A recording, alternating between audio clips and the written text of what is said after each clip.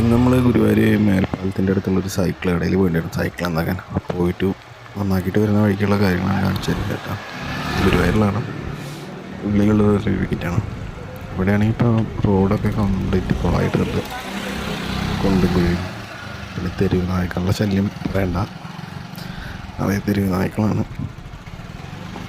ചെറിയ തെരുവ് നായ്ക്കൾ ചെറിയ കുട്ടികളതിനൊക്കെ ഉപദ്രവിച്ചിട്ട് കുറേ ന്യൂസും കാര്യങ്ങളൊക്കെ ഉണ്ട് ഓൾറെഡി.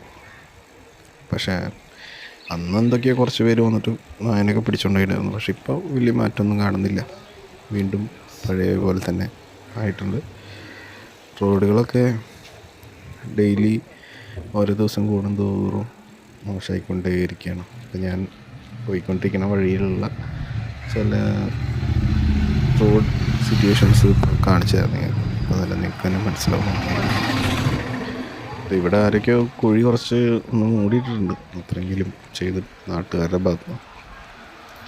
ഇനി അവിടെ നിന്ന് അങ്ങോട്ട് പോകുമ്പോഴും കുഴികളുടെ എണ്ണം ഇങ്ങനെ കൂടി കൂടി വന്നുകൊണ്ടിരിക്കുകയാണ്.